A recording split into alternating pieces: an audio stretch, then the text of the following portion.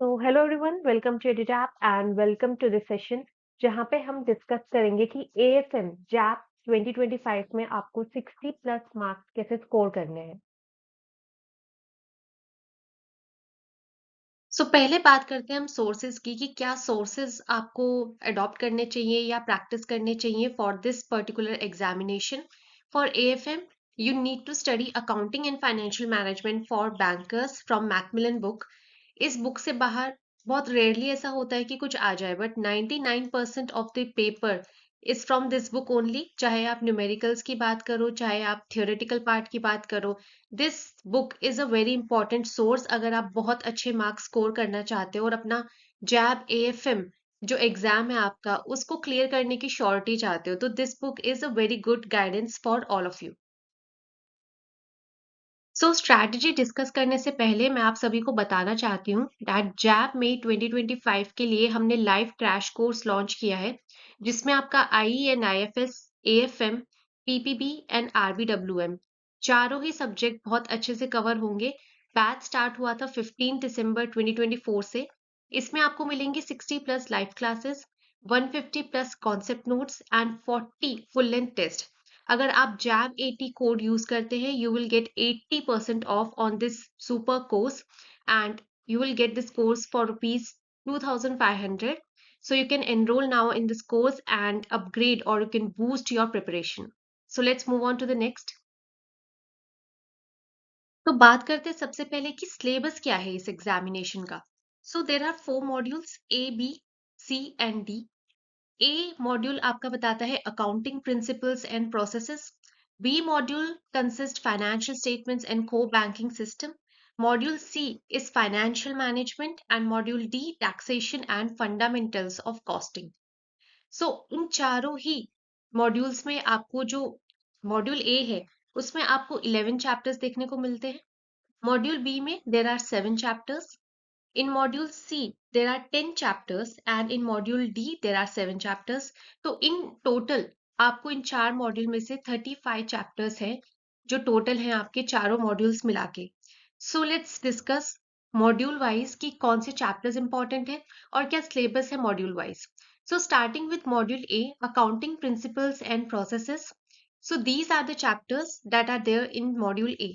First is the definition, scope and accounting standards including Indian accounting standards.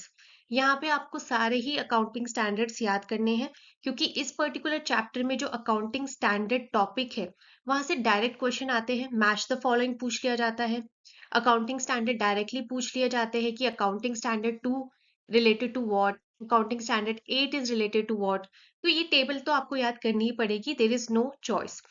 Next is basic accountancy procedures. Basic accountancy procedures में आपकी बहुत सारी चीजें आती है, लाइक डेबिट क्रेडिट क्या होता है, आपका जर्नल लेजर क्या है। Next is maintenance of cash and subsidiary books and ledger. यहाँ पे कैश बुक की बात की गई है कि कैश बुक कैसे मेंटेन किया जाता है, सब्सिडरी बुक्स और जर्नल लेजर वगैरह क्या है और क्या क्या इनके यूजेस होते हैं। Next is bank reconciliation statement. जो पासबुक होती है आपकी और जो कैश बुक होती है, इनका बैलेंस मैच करे इसलिए बैंक रिकंसिलिएशन स्टेटमेंट बनाते हैं। This is a very important topic also. यहाँ से जर्नल एंट्रीज पूछ ली जाती हैं। यहाँ से आपका आ जाता है कि जो आपको न्यूमेरिकल्स दिए जाते हैं उसमें आपको या तो कैश बुक का बैलेंस दिया जाता है या पासबुक का बैलेंस दिया जाता है, and then you need to adjust that balance. Then trial balance, rectification of errors, adjusting and closing entries. This is also very important.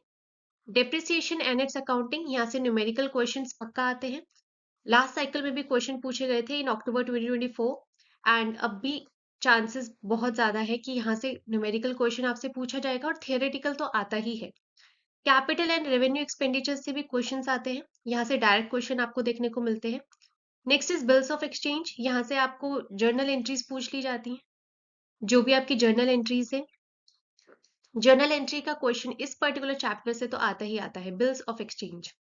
Operational aspects of accounting entries, ठीक है। तो यहाँ से ये चैप्टर आप थोड़ा बहुत पढ़ सकते हैं, ठीक है। It is a kind of कि आप थोड़ा बहुत पढ़ेंगे तो भी ये चैप्टर हो जाएगा। Back office functions, handling unreconciled entries in the banks, and lastly bank audit and inspection. तो ये चैप्टर्स है मॉड्यूल ए के। Now let's discuss module B. तो next is module B. Module B है financial statements and core banking system. यहाँ पे आपके 7 chapters है। These are the chapters: balance sheet equation, preparation of final accounts, company accounts 1, company accounts 2, cash flow and fund flow, final accounts of banking companies, core banking systems and accounting in computerized environment. So these are the chapters. यहाँ से direct question आपको पूछे जाते हैं। Preparation of final account से भी direct question आता है। कंपनी अकाउंट्स 1 एंड 2 इंपॉर्टेंट है। यहाँ से पूछ लिया जाता है कि क्या आपकी जो कंपनी है, अगर पार्टनरशिप है तो उसके उससे रिलेटेड क्या रूल्स हैं, सोल प्रोप्राइटरी है तो उससे रिलेटेड क्या रूल्स हैं, जॉइंट स्टॉक कंपनीज में क्या होता है। So these were the direct question. Cash flow very important. यहाँ से investing, financing and operating activities के एग्जांपल्स आपको दिए जाते हैं और पूछा जाता है कि ये कौन सी टाइप की एक्टिविटी है, क्या ये फाइनेंसिंग है, इन्वेस्टिंग है, ऑपरेटिंग है। और डिफरेंस पूछ लिया जाता है cash flow and fund flow के बीच का। Final accounts of banking companies, यहाँ से आप सिर्फ नॉर्मल चैप्टर पढ़ सकते हैं। यहाँ से ये वाले जो चैप्टर्स हैं इन पे आपको ज्यादा फोकस करना है। And these are the chapters that you can give a simple reading, right? So next module is module C, and these are the chapters that are there in module C. First is overview of financial management. Financial management क्या होता है, जो basic aspects है financial management के वो ये बताता है। Ratio analysis very important chapter under this module. यहाँ से न्यूमेरिकल क्वेश्चंस भी आपको पूछे जाते हैं या फिर रेशियोज की सिग्निफिकेंस पे क्वेश्चन आते हैं कि अगर रेशियो 1 है, ग्रेटर देन 1 है, लेस देन 1 है, या रेशियो डेट इक्विटी रेशियो 1/2 है या 2:1 है, तो इनका क्या सिग्निफिकेंस है, कंपनी को कैसे ये इम्पैक्ट करेंगे। तो सिग्निफिकेंस ऑफ रेशियोज ये इंपॉर्टेंट है। Next is financial mathematics, calculation of interest in annuities. यहाँ से आपको क्वेश्चन आते हैं सिंपल इंटरेस्ट कैलकुलेट करने के लिए, कंपाउंड इंटरेस्ट कैलकुलेट करने के लिए डायरेक्ट क्वेश्चन आता है यहाँ से, तो वो आपको प्रैक्टिस करने हैं। और एन्युटीज क्या होती हैं इस पे क्वेश्चन आते हैं। Financial mathematics, calculation of YTM, yield to maturity is a very important topic. और यहाँ से क्वेश्चन आते हैं, थियोरेटिकल भी क्वेश्चन आते हैं और न्यूमेरिकल भी आते हैं। Then we have forex arithmetic. Forex arithmetic में आपसे पूछा जाता है कि फॉरेक्स रेट क्या होता है, स्पॉट रेट कैसे कैलकुलेट करते हैं, ठीक है। तो ये इस पे न्यूमेरिकल बेस्ड क्वेश्चन आते हैं और थियोरेटिकल बेस्ड क्वेश्चन भी आते हैं। Then is capital structure and cost of capital. यहाँ से आपको बताते हैं कि डेट की कॉस्ट क्या हो सकती है, इक्विटी की कॉस्ट क्या हो सकती है, दोनों का प्रपोर्शन कैसा होना चाहिए, और कॉस्ट ऑफ कैपिटल कैसे कैलकुलेट करते हैं या वैक कैसे कैलकुलेट करते हैं। Capital investment decisions, term loans, यहाँ से क्वेश्चन पूछा जाता है टर्म लोन्स की क्या कंडीशन होती है, कौन से लोन्स टर्म लोन्स हैं, और कौन से इन्वेस्टमेंट डिसीजंस आपको लेने चाहिए। तो related to project investment decisions पूछे जाते हैं एंड टर्म लोन्स के ऊपर डायरेक्ट क्वेश्चन यहाँ से आपको देखने को मिलते हैं। Next important chapter is equipment leasing और लीज फाइनेंसिंग। यहाँ से आपको क्वेश्चन आते हैं टाइप्स ऑफ लीज पे, किस किस टाइप की लीज होती है और क्या क्या उसके इम्पैक्ट होते हैं, क्या उसकी अकाउंटिंग ट्रीटमेंट होती है। तो यहाँ पे डायरेक्ट क्वेश्चन आपको पूछे जाते हैं ऑन टाइप्स ऑफ लीज। यहाँ पे आपको एग्जाम्पल दे दिया जाता है और फिर पूछा जाता है कि कौन से टाइप की लीज है या किस टाइप की लीज में क्या कंडीशंस होती हैं। Then we have working capital management. Working capital management क्या है, वर्किंग कैपिटल क्यों जरूरी है, क्या सोर्सेज ऑफ वर्किंग कैपिटल क्या क्या हो सकते हैं, इंटरनल सोर्सेज कौन से हैं, एक्सटर्नल सोर्सेज कौन से हैं, क्यों वर्किंग कैपिटल रिक्वायर्ड होता है। सो ये वाला चैप्टर भी बहुत इंपॉर्टेंट है। And next is derivatives.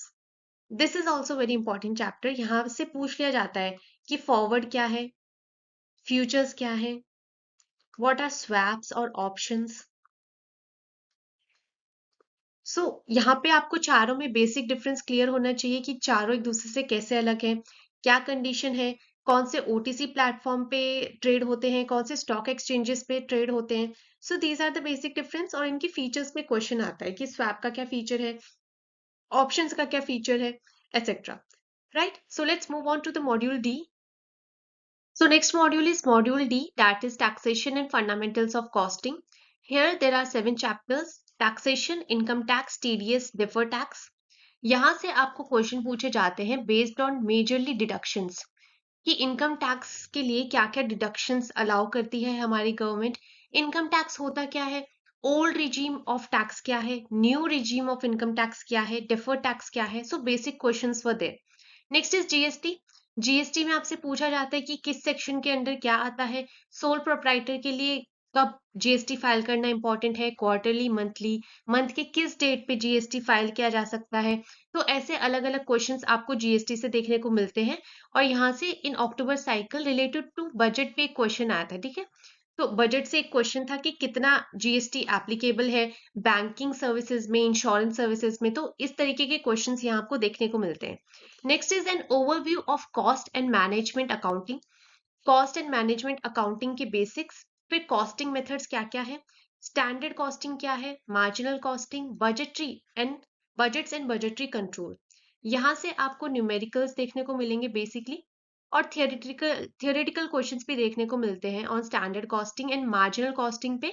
Majorly questions आते हैं आपके बजट्स एंड बजटरी कंट्रोल से। क्वेश्चन पूछा जाता है on type of budgets, zero budget क्या होता है, फंक्शन बजट क्या होता है, इस तरीके के बेसिक क्वेश्चन। सो अगर आप एक नॉर्मल रीडिंग भी दे रहे हैं 7th चैप्टर को और फर्स्ट और सेकंड चैप्टर को, थर्ड चैप्टर को, so you can easily do things, ठीक है। जो मेजरली प्रैक्टिस रिक्वायर होती है are basically practice required in numerical based chapter that are costing method, standard costing and marginal costing.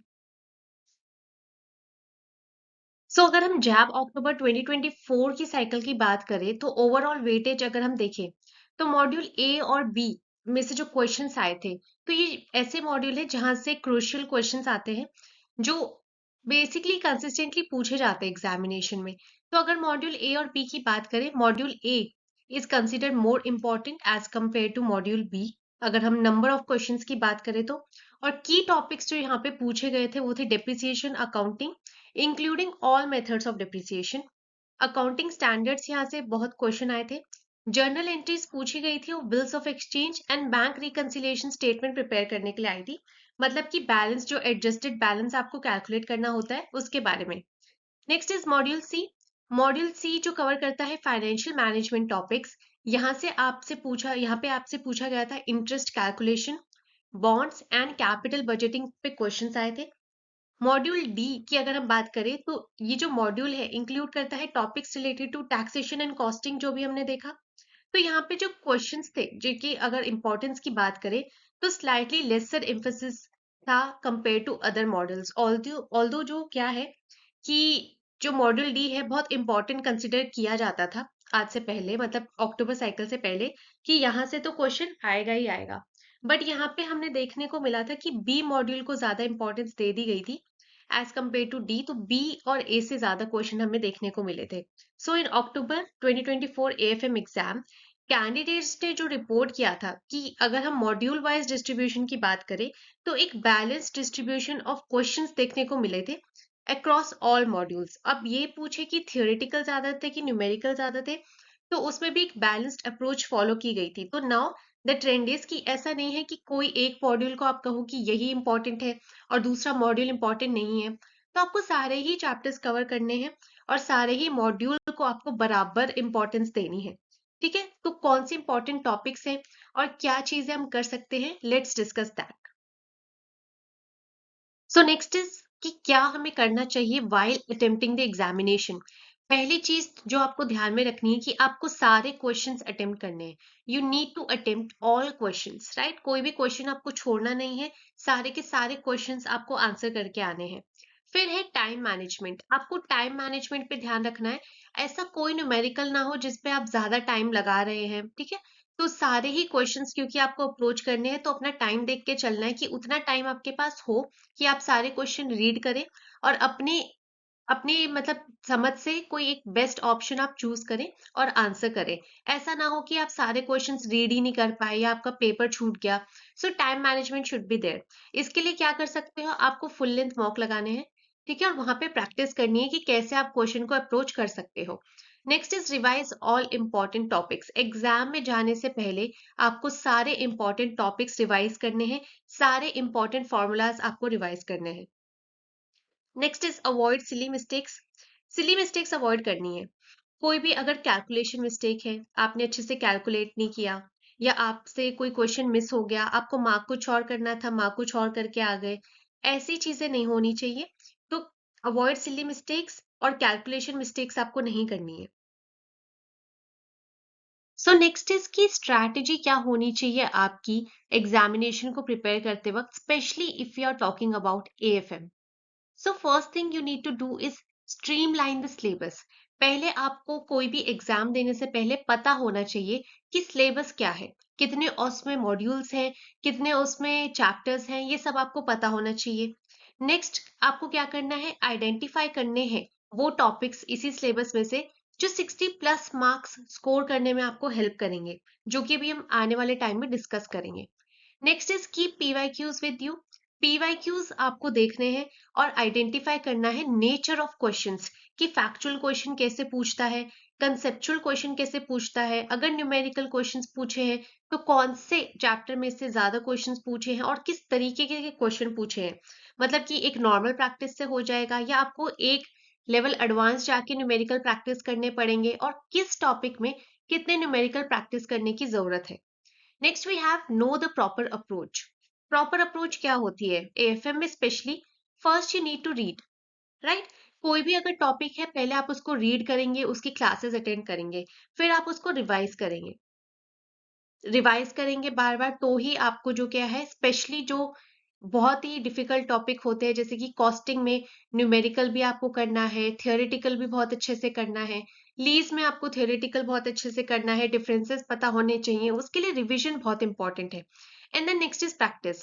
Practice क्या है, जैसे डेप्रिसिएशन का आपका चैप्टर है, आपको पता है डेप्रिसिएशन में 4 मेथड्स हैं, आपने फॉर्मूला देख लिया और छोड़ दिया, उससे पेपर क्लियर नहीं होने वाला। डेप्रिसिएशन से न्यूमेरिकल क्वेश्चन आएगा ही आएगा। न्यूमेरिकल आपको हर तरीके का प्रैक्टिस करना है, चाहे वो रिटन डाउन वैल्यू मेथड हो, स्ट्रेट लाइन मेथड हो, यूनिट्स ऑफ प्रोडक्शन या सम ऑफ ईयर्स डिजिट मेथड हो। चारों ही मेथड पे आपको न्यूमेरिकल सॉल्व करने हैं, एटलीस्ट 5 to 6 न्यूमेरिकल्स तो आपको करने ही हैं। So read every topic, then revise every topic, and then practice important topics based on numericals. Next is follow strict time table. आपको स्ट्रिक्ट टाइम टेबल फॉलो करना है। तो अब आप कहोगे हम तो वर्किंग प्रोफेशनल्स हैं, हमारे पास टाइम नहीं है। देखो अगर आपको एग्जामिनेशन क्लियर करना है ना, तो टाइम होता नहीं है, निकालना पड़ता है time. So make a proper schedule. या तो आप मॉर्निंग शेड्यूल फॉलो कर सकते हो या इवनिंग शेड्यूल फॉलो कर सकते हो। अगर मॉर्निंग में आपको मान लो कि आपको 1 आवर ट्रैवलिंग में लग रहा है, ठीक है, तो obviously if your office is starting at 9 AM, so start from waking up at 4। ठीक है, अगर आप मॉर्निंग में भी 2 से 3 घंटे निकाल सकते हो तो बहुत है उतना पर डे के हिसाब से। और अगर आप मॉर्निंग नहीं निकाल पा रहे हो, यू आर इवनिंग पर्सन, तो आप इवनिंग में ऑफिस से आने के बाद 2 से 3 घंटे निकालो। इसमें आप जो भी क्लासेस हैं वो देख लो, जो भी इंपॉर्टेंट टॉपिक्स हैं उनको रिवाइज कर लो और कुछ न्यूमेरिकल्स प्रैक्टिस कर लो, अगर आप पढ़ चुके हो तो। So this is the strategy that you need to follow strictly अगर आपको एएफएम में अच्छा स्कोर करना है तो, right. Next is in important topics. जो आप स्ट्रीमलाइन करोगे सिलेबस, तो पहले आपको 2 चीजें देखनी है, इंपॉर्टेंट चैप्टर्स कौन से हैं और थोड़े ऐसे जुगाड़ वाले चैप्टर्स कौन से हैं जिनको बस पढ़ पढ़ के काम चलाया जा सकता है, right. So in important chapters you need thorough study. एक एक डिटेल पे आपको ध्यान देना है, मल्टीपल रिविजन्स यहाँ पे आपको करने हैं और प्रैक्टिस करने हैं इंपॉर्टेंट मॉक्स, ठीक है। तो जैसे अकाउंटिंग स्टैंडर्ड जो चैप्टर्स है, अकाउंटिंग स्टैंडर्ड्स बहुत इंपॉर्टेंट है, इनको आप थॉरोली स्टडी करोगे and then you will revise these topics और accounting standards multiple times. Depreciation अगर मैं चैप्टर की बात करूं, तो यहाँ पे आपको थॉरो स्टडी करनी है। आपको ये देखना है कि किस अकाउंटिंग स्टैंडर्ड के क्या प्रोविजंस हैं रिलेटेड टू डेप्रिसिएशन, कौन से डेप्रिसिएशन मेथड्स अलाउड है under accounting standard and Indian accounting standard, आपके क्या मेथड्स हैं डेप्रिसिएशन के, उन हर मेथड पे आपको प्रैक्टिस करने हैं क्वेश्चंस, राइट। और बिल्स ऑफ एक्सचेंज की अगर मैं बात करूं, तो ऐसा नहीं है कि आपने एक बार एंट्रीज रीड कर ली और आपको याद हो गई। आपको वहां पे 3 golden rules of accounting apply कर करके प्रैक्टिस करनी है कि क्या एंट्रीज हो सकती है इस बिल्स ऑफ एक्सचेंज की, और इसी पे बेस्ड क्वेश्चन आते हैं। तो ऐसे जितने भी इंपॉर्टेंट चैप्टर्स हैं आप उनका थरो स्टडी करेंगे। You will revise these topics और chapters multiple times and then practice mock, ठीक है। तो first read, then you revise and then practice mock over same topic, ठीक है। अगर आप ये एक ही दिन में कर पा रहे हो तो बहुत अच्छी बात है, ये आपको रिटेन करेगा एग्जामिनेशन तक के लिए। अगर नहीं कर पा रहे हो then you have to do it in consecutive days, ठीक है। एक दिन आज आपने रीड और रिवाइज कर लिया, कल आपने मॉक प्रैक्टिस कर लिए, तो ऐसे आपको टाइम डिवाइड करना है। नेक्स्ट इज जुगाड़ चैप्टर्स। जुगाड़ चैप्टर्स में क्या है बेसिकली, आप सीधा जाओगे बुक में लेट अस सम अप पे एंड कीवर्ड्स पे। यहाँ पे आपको ध्यान देना है कि कौन से इंपॉर्टेंट कीवर्ड्स है और सम अप में कौन कौन से टॉपिक्स गिवन है। उन टॉपिक्स को आप वापस चैप्टर पे जाके रीड करोगे। इससे क्या होगा, आपको आधा ही टाइम देना पड़ेगा और आपका टाइम बच जाएगा उन चैप्टर्स पे जहाँ पे इंपॉर्टेंट क्वेश्चंस आपको पूछने को नहीं आते ज्यादा। ठीक है, तो बहुत ही कम कम क्वेश्चन देखने को मिलते हैं या ज्यादा क्वेश्चन देखने को नहीं मिलते उस टॉपिक से। So let's discuss some important topics of module A, that is accounting principles and processes. तो अगर हम चैप्टर 1 की बात करें, definition, scope and accounting standards including Indian accounting standard, यहाँ से जो आपको टॉपिक है जो मोस्ट इंपॉर्टेंट है, that is accounting standards. Basic accountancy procedures में आपको आने चाहिए कंसेप्ट ऑफ अकाउंटिंग, डेबिट क्या है, क्रेडिट क्या है, गोल्डन रूल्स ऑफ अकाउंटिंग क्या है। Then third, maintenance of cash, subsidiary book and ledger में आपको पता होने चाहिए rules of debit and credit, right.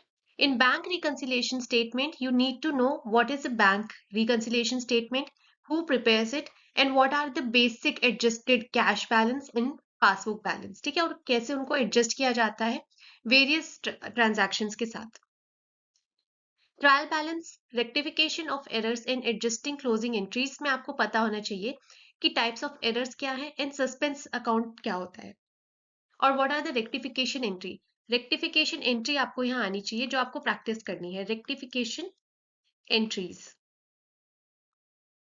Then in chapter 6, depreciation and its accounting, different methods of depreciation आपको पता होना चाहिए, कौन सा मेथड कब एप्लीकेबल होगा उसका कंडीशन पता होना चाहिए, and you need to practice the numericals. Then in chapter number 7, capital and revenue expenditure, you need to know the examples of capital and revenue expenditure, दोनों का नेचर कैसे डिफरेंट है, और अगर आपको कोई एग्जाम्पल दिया है आपको उसे क्लासिफाई करना आना चाहिए whether it is a capital expenditure or revenue expenditure. Then we have chapter 8, that is bills of exchange, important terms related to bills of exchange and accounting entries, ये आपको प्रैक्टिस करनी है। Chapter 10, back office functions handling unreconciled entries in banks, इसमें आपको पता होना चाहिए what is reconciliation of inter branch office entries. And in chapter number 11, that is bank audit and inspection, you need to know types of bank audits and their details, right? So these are the important topics from all the chapters in module A.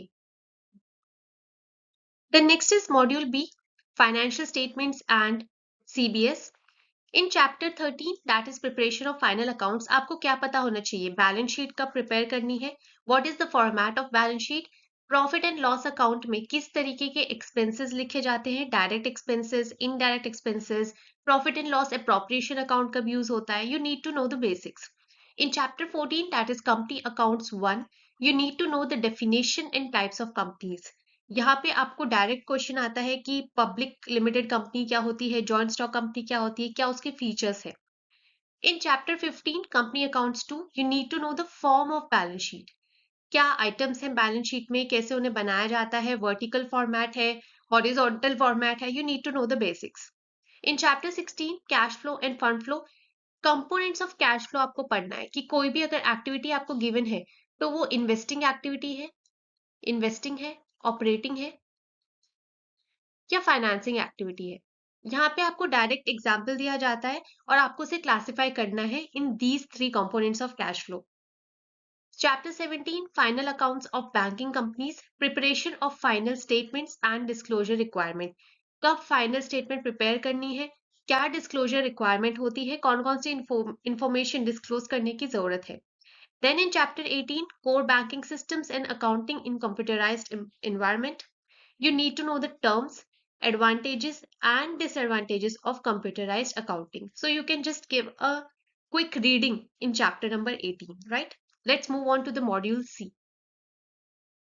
In module C, that is financial management, अगर हम chapter number 19 की बात करें, you need to know the overview of financial management कि principles क्या है, risk return trade off क्या होता है, ethics and social responsibility क्या है।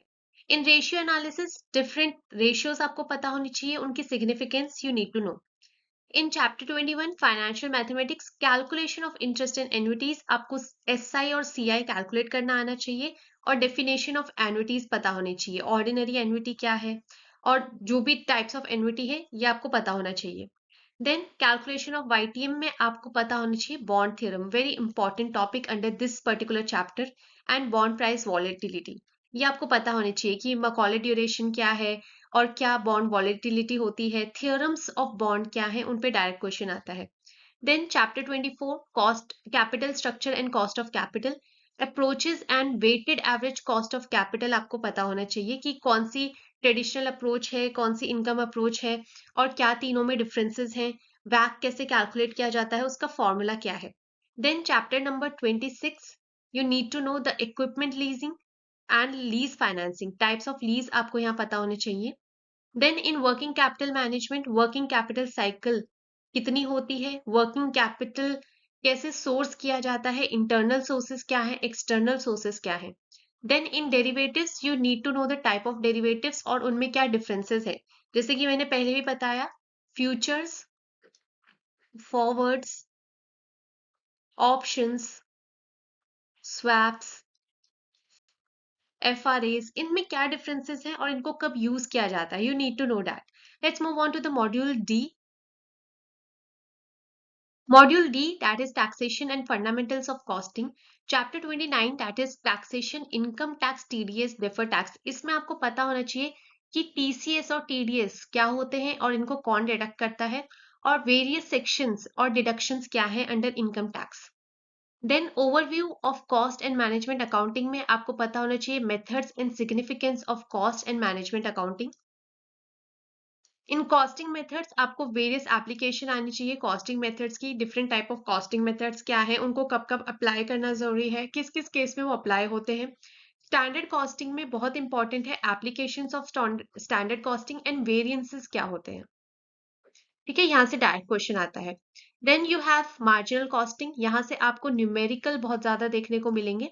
यहाँ पे आपको बोला जाएगा कि पीवी रेशियो निकालो, अगर पीवी रेशियो गिवन है तो ब्रेक इवन पॉइंट निकालो या मार्जिन ऑफ सेफ्टी निकालो। सो यहाँ से न्यूमेरिकल इस तरीके के आते हैं। So you need to understand the basics of profit volume ratio and its significance.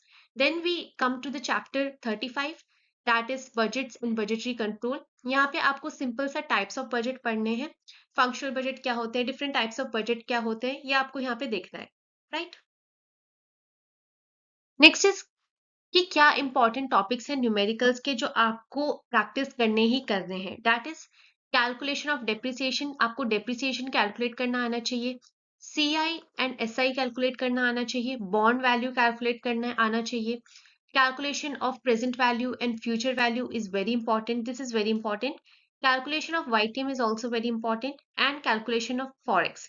ये न्यूमेरिकल्स ऐसे हैं जो आपको स्किप तो बिल्कुल नहीं करने हैं, आपको कम से कम 5 to 6 question of each topic and each method आपको प्रैक्टिस करनी ही है। नाउ नेक्स्ट इज मॉड्यूल ए की अगर मैं बात करूं तो जो आपका चैप्टर 4 है बैंक रिकंसिलिएशन स्टेटमेंट, तो यहाँ से जो बहुत रिपीटेडली क्वेश्चन देखने को मिलता है वो ये मिलता है कि आपको या तो पासबुक का बैलेंस दे दिया जाता है या कैश बुक का बैलेंस दे दिया जाता है और आपको कहाँ पहुंचना है, adjusted bank balance and adjusted cash book balance पे। तो आपको यहाँ याद रखना है कि किस तरीके की एंट्रीज हैं जो आपको एडजस्ट करनी होती है, कि चेक डिपॉजिट कर दिया है और अभी तक कलेक्ट या क्रेडिट नहीं हुआ है तो उसकी क्या एंट्री है, add to the balance. Then cheque issue कर दिया बट अभी तक प्रेजेंट नहीं किया है तो वो सब्ट्रैक्ट कर लोगे आप बैलेंस में से और आप एडजस्टेड बैंक बैलेंस पे पहुंच जाओगे। और अगर कैश बुक बैलेंस दिया है तो क्लेरिकल एरर्स जैसे गिवन है उस हिसाब से ऐड करने हैं कि सब्ट्रैक्ट वो आपको पता होना चाहिए। अगर कोई क्रेडिट एंट्री हुई है पासबुक में अभी तक कैश बुक में नहीं हुई तो उसको ऐड कर लेंगे, कोई डेबिट एंट्री हुई है पासबुक में और कैश बुक में अभी तक नहीं हुई तो उसको सब्ट्रैक्ट कर लेंगे। ऐसे आप पहुंच जाओगे एडजस्टेड कैश बुक बैलेंस पे। तो ये एक पर्टिकुलर टॉपिक है जो आपको मिस नहीं करना है और इस तरीके का क्वेश्चन आता है इस पर्टिकुलर बीआरएस वाले टॉपिक से। Then next is chapter 6 depreciation and its accounting. यहाँ से आपको जो क्वेश्चन आते हैं वो आते हैं आपके 4 मेथड्स पे to calculate depreciation expense. Depreciation value कैसे कैलकुलेट करोगे आप, जो नॉर्मल वैल्यू है that is cost price of asset less scrap value divided by estimated useful life. अगर परसेंटेज बेसिस पे है तो percentage rate into book value of asset, ये फॉर्मूलाज आपको पता होना चाहिए। और अगर units of production method use किया है तो actual production during the year into total depreciable amount of asset divided by total expected production during the year। ये फॉर्मूलाज आपको पता होना चाहिए और एक और पता होना चाहिए सम ऑफ ईयर्स डिजिट। ठीक है, जो मैंने क्लास में बहुत अच्छे से कराया है, आप चाहे तो क्लास में जाके भी देख सकते हैं। So these are the formulas जो आपको पता होने चाहिए under depreciation and its accounting. Then next we have in module B. Module B में आपका चैप्टर 14 है, कंपनी अकाउंट्स 1। यहाँ पे हमें जो क्वेश्चन देखने को मिलता है वो देखने को मिलता है कैलकुलेशन ऑफ शेयर कैपिटल पे। तो कुछ इस तरीके का क्वेश्चन आता है। तो इस तरीके के क्वेश्चन आपको ज्यादा प्रैक्टिस करने हैं और इनकी एंट्रीज आपको प्रैक्टिस करनी है। मैंने क्लास में बहुत अच्छे से कराया है, आप चाहे तो वहां भी जाके देख सकते हैं। ईस्टर्न कंपनी लिमिटेड ने इशू किए 40,000 शेयर्स। एक शेयर की प्राइस 10 रुपीज थी जो उन्होंने पब्लिक को इशू किया। Payable at 4 on application, 3 on allotment, and balance on first and final call. Applications were received for 40,000 shares. Company made allotment on the application in full, and all the amounts due on allotment and first and final call were duly received. अब इसकी आपको क्या करनी है? Journal entries pass करनी है, journal entries. तो ये एक तरीके का क्वेश्चन है जो मॉड्यूल बी से पूछा जाता है, जहां पे एंट्रीज का क्वेश्चन आता है। So calculation of share capital and journal entries आपको पता होनी चाहिए। तो ये टॉपिक को आप बिल्कुल स्किप नहीं करेंगे under this particular chapter. Then next we have in module C. Module C में chapter 20 ratio analysis. Calculation of ratios में आपको क्या पता होने चाहिए? You need to know the overall profitability ratio, operating profit divided by capital employed into 100, EPS, net profit after tax and preference dividend divided by number of equity shares, PE ratio, market price per equity share divided by earning per share, then gross profit and net profit आपको calculate करना आना चाहिए. Finally, fixed asset ratio, debt equity ratio, current ratio, quick ratio, ST ratio. तो ये कुछ ratios हैं जो आपको पता होने चाहिए। These are really very important, तो आप इनको बिल्कुल भी स्किप नहीं करोगे। So these are the ratios from module C जो आपको प्रैक्टिस करने हैं। You need to practice these ratios. So from chapter 21 of module C, calculation of interest and annuity से किस तरीके के क्वेश्चंस आपको पूछने को मिलते हैं? SI कैलकुलेट करने को आता है, CI कैलकुलेट करने को आता है, future value, present value, future value, AD, future value, present value, AD। ठीक है, तो ये क्या है? Ordinary annuity and annuity due. इस पे आपको कैलकुलेट करना है future value and present value. यहाँ पे फॉर्मूलाज गिवन है। अगर आपको इसको बहुत ही आसान तरीके से समझना है तो हम क्लासेस में डिस्कस करते हैं, तो आप क्लासेस में जाके देख सकते हैं। वहां पे आपको ये 4 फॉर्मूला याद करने की जरूरत नहीं है। मैंने बहुत आसानी से बताया है कि कैसे आप प्रेजेंट वैल्यू और फ्यूचर वैल्यू निकाल सकते हो विदाउट फॉर्मूला और क्या तरीका होता है। सो फॉर्मूला आपको यहाँ पे याद रखना है, एक तो SI के लिए सिंपल इंटरेस्ट एंड CI के लिए दैट इज कंपाउंड इंटरेस्ट। तो ये चीजें हैं जो आपको मॉड्यूल सी चैप्टर 21 में न्यूमेरिकल प्रैक्टिस करना पड़ेगा। सो next is chapter 21। Chapter 21 calculation of YTM। यहाँ से इस तरीके का क्वेश्चन देखने को मिलता है कि आपको एक बॉन्ड दिया है जिसकी पार वैल्यू गिवन है, कूपन रेट गिवन है, मेच्योरिटी पीरियड गिवन है। तो अब आपको क्या कैलकुलेट करना है? Value of this bond. Next is आपको फिर से एक क्वेश्चन दिया है जहां पे 1000 पार वैल्यू है बॉन्ड की, करंट मार्केट प्राइस 850 है, and then you calculate the yield, YTM, yield to maturity. तो ये फॉर्मूलाज हैं इसके जो आपको याद करने हैं। दैट इज करंट यील्ड कैसे कैलकुलेट करते हैं, that is coupon interest divided by current market price. YTM कैसे कैलकुलेट होता है, इसका फॉर्मूला आपको याद करना है, annual interest plus fair value less price divided by maturity and whole divided by face value plus price divided by 2। Right, modified duration आपको calculate करना आना चाहिए, that is D divided by 1 plus YTM।